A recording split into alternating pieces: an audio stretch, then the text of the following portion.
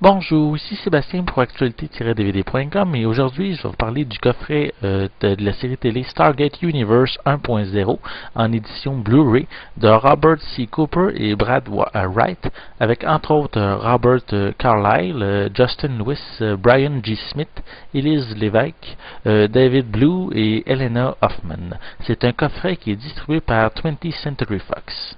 Avant de poursuivre, je vais vous faire un mini résumé de qu'est-ce qui est Stargate pour ceux qui connaissent absolument pas l'univers. Mais c'est en réalité le nom de la série correspond au nom de la porte circulaire qui permet à ceux qui la traversent de voyager à travers un vortex d'une planète à une autre et ce partout dans l'univers. Le tout en inscrivant la bonne séquence sur les chevrons qui correspondent, je dirais un peu à les numéros de téléphone sur un téléphone. Mais si on les inscrit sur la porte, mais ça nous permet justement de traverser la porte, d'ouvrir un vortex puis aller sur une autre planète. Maintenant, voici un résumé spécifique à la série Stargate Universe.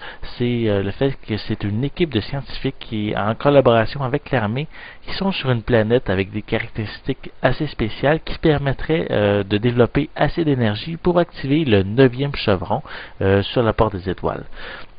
Ils vont réussir à l'activer, mais la base devra être évacuée justement par la porte des étoiles parce qu'ils sont attaqués. Ils vont se retrouver à l'autre bout de l'univers sur un vaisseau d'exploration des anciens, qui est une race d'extraterrestres très très évoluée et qui est automatisée. Ils vont devoir faire face à plein de problèmes comme le manque d'oxygène, de nourriture, d'énergie, puis également aussi les conflits qu'il y a entre les membres de l'équipe. L'univers de Stargate a débuté en 1994 avec le long métrage au cinéma avec Kurt Russell dans le rôle principal. Après 2 séries télé qui ont duré un total de 15 saisons, les créateurs ont décidé d'en créer une 3e assez différente des 2 premières. Auparavant, l'aspect militaire était omniprésent, tant au niveau de la stratégie, des relations humaines ou des émotions. Stargate Universe nous en éloigne énormément en faisant beaucoup plus de place aux émotions et aux relations entre les personnages. Il y a beaucoup de tensions entre les personnages également, surtout entre le Dr. Rush, qui est le spécialiste des anciens puis de la porte des étoiles, et le colonel Young, qui est responsable du groupe. Même du côté des plans de caméra dans la série, on s'éloigne beaucoup de ce qui était présenté auparavant. C'est vraiment, l'image est vraiment différente, elle est vraiment présentée. Au coup d'œil, c'est très différent. Personnellement, j'ai été un peu déboussolé en débutant la série parce que les bases ont vraiment changé. Finalement, j'ai fini par l'apprivoiser. Les 10 premiers épisodes présentés sont assez lents au sens de l'histoire. La présentation des personnages s'étale sur presque toute la moitié de cette demi-saison, puis ça risque d'en décevoir quelques-uns. Par contre, les concepteurs de la série ont publié certaines informations sur le reste de la saison, puis on nous promet plus d'action, puis enfin la rencontre d'extraterrestres. Le vaisseau des anciens est magnifique, et puis jusqu'à maintenant, il a été très peu visité dans la série, donc on va probablement découvrir de nouvelles choses intéressantes au fur et à mesure que la série va progresser.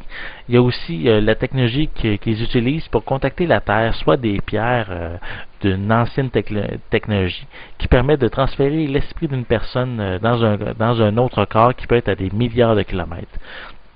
Je trouve que cette possibilité permet aux personnages de retourner sur Terre, de voir leur famille, puis apporte aussi quelques intrigues intéressantes. Je pense que les changements qui ont été faits à l'univers de Stargate risquent de donner un nouveau souffle parce que ça commençait à un petit peu être redondant, surtout dans Stargate Atlantis. Ça revenait toujours comme la guerre, les militaires qui font toujours attaquer l'ennemi, puis ça venait assez redondant. Même si le début de cette 3e série traîne un petit peu en longueur, parce que c'est sûr comparativement aux autres séries qui étaient beaucoup axées sur l'action, la moitié de la première saison Stargate Universe, comme j'ai dit un peu plus tôt, est assez lente. Donc mais moi, personnellement, je crois qu'il faut lui laisser une chance, surtout avec ce que les concepteurs nous ont promis pour la 2e demi-saison. Ça vaut la peine d'attendre vraiment de pouvoir découvrir ça. Moi, personnellement, je suis un grand fan, puis je trouve que les personnages sont vraiment intéressants. Ça vaut vraiment la peine de les découvrir, surtout si on nous promet beaucoup d'action pour le futur de la série. Puis aussi pour les fans de la première heure, il y a certains personnages de Stargate SG-1 qui font des apparitions, soit le colonel Samantha Carter qui est interprété par Amanda Tapping, il y a le docteur Daniel Jackson qui est Michael Schrank, et il y a aussi Jack O'Neill, Richard Dean Anderson qui font des apparitions dans la série Stargate Universe. Puis je trouve ça vraiment intéressant, ça permet de retrouver certains personnages familiers aux fans de la série.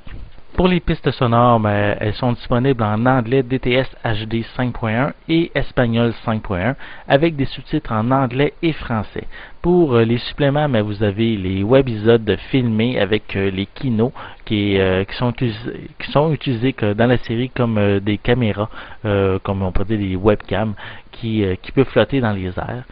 Ensuite, il y a les vidéos de présentation de l'univers du Stargate par le docteur Daniel Jackson. Il y a des commentaires audio des acteurs puis des producteurs. Puis il y a également une interview d'Andy Mikita qui réalise la série.